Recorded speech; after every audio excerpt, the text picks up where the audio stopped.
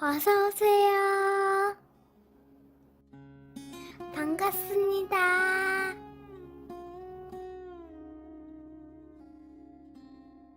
안녕하세요. 저는 사회생활을 시작한 지 얼마 안 된 사회초년생 20대 남자입니다. 막 인턴을 끝나고 정직원 채용이 되면서 제가 근무할 새로운 팀으로 배치되었습니다. 제 자리가 생겼다는 것이 너무 행복했습니다. 선배님들의 도움을 받아서 컴퓨터, 전화기, 각종 사무용품 등을 신청해서 받았습니다. 회사 사수님과 공장 구석구석을 다니면서 선배님 등 모든 사람들께 인사도 하고 저희 팀과 연관성 등 하는 업무에 대해서 전반적으로 재교육을 받았습니다. 그렇게 첫날을 보냈습니다. 집에 와서는 있는 뻥 없는 뻥들을 섞어가며 동생들에게 직장 생활에 대한 자랑을 했습니다. 이렇게 신나 있었던 것은 딱 첫 주만 그랬던 것 같습니다. 그 후로는 현실이었습니다. 동기들과 술 마시는 날에는 각자의 사수 및 팀장들을 험담이 안주가 되었습니다. 안주의 주인공 중에서도 가장 유명하고 자주 올라오는 노처녀 파트장이 있었습니다. 아마 첫날 인사드리면서 배웠겠지만 정말 수많은 사람들과 잠깐씩 드리는 인사였기에 얼굴이 기억이 나지 않았습니다. 사내 연락처로 조회를 해보았지만 너무나 훌륭하게 편집된 포토샵 그림이 올라와 있어서 정말 본 적이 없는 분이었습니다. 그러다가 팀장님 심부름으로 그 유명한 노처녀 파트장님을 만나러 가게 되었습니다. 역시나 첫인상부터 강렬했습니다. 뵙자마자 큰 소리로 인사를 드렸는데 누군지도 모르는데 왜 인사하냐며 바쁘니까 저리 가라는 것이었습니다. 얼마나 당황스러웠는지 할 말을 잃고 멍해 있었습니다. 그러자 동기가 와서 설명해 주면서 상황을 정리해 주었고 그 덕분에 팀장님 심부름을 잘 마무리 짓게 되었습니다. 그 후로 술자리에서 제가 겪은 상황은 안주가 되었고 동기들 사이에서 그분은 기피 대상 1호로 낙점이 되었습니다. 저 역시도 그분이 웬만하면 부딪히고 싶지 않은 상사들 중 한 분이 되었습니다. 하지만 제가 원한다고 해서 그분을 피할 수 있다면 거기는 회사가 아닐 겁니다. 신규 전산 관련해서 TF가 생겼고 그 노처녀 파트장님이 TF 팀장이 되셨고 저는 그 팀의 막내로 들어가게 되었습니다. 동기들에게 많은 위로 문자를 받았습니다. 그냥 내 할 일만 잘하고 토달지 말고 혹시나 독서를 듣더라도 다른 길로 바로 흘려보내자고 다짐했습니다. TF팀으로 자리 이동하고 첫날 회식을 했습니다. 막내 겸 최근에 입사한 신입사원이었기에 자연스럽게 노처녀 팀장님 옆자리에 앉게 되었습니다. 앉아서 팀장님 말씀을 듣고 있는데 어렸을 때 저희 집에서 하숙하던 옆방 누나와 닮았다고 생각했습니다.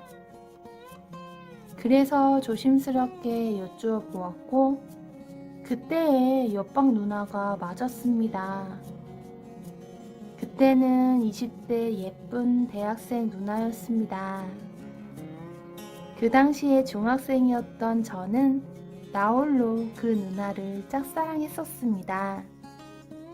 몇 개월간 저희 집에 잘 지냈었고 간간히 제 공부도 도와줬습니다.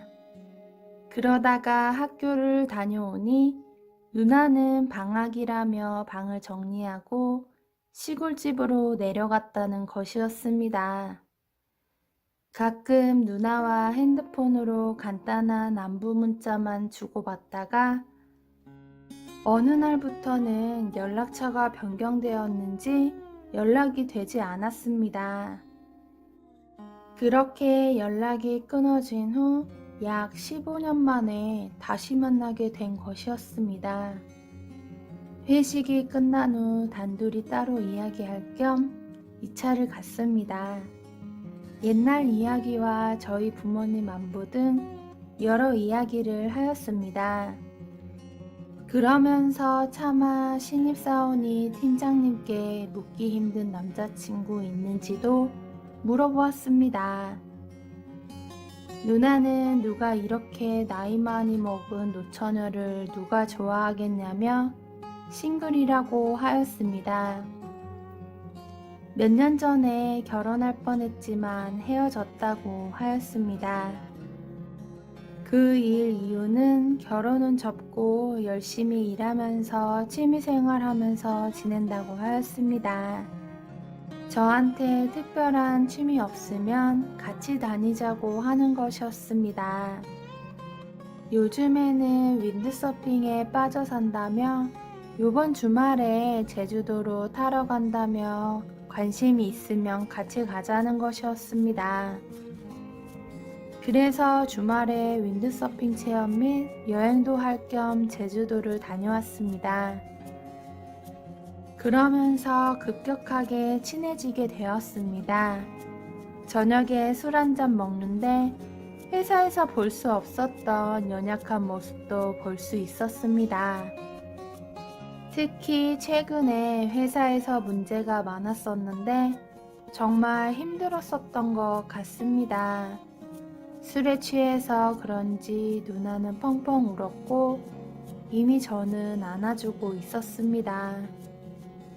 그리고 분위기에 취해서 키스를 하였습니다. 뺨 맞을까봐 걱정했지만 아무 거부 없이 받아주었습니다.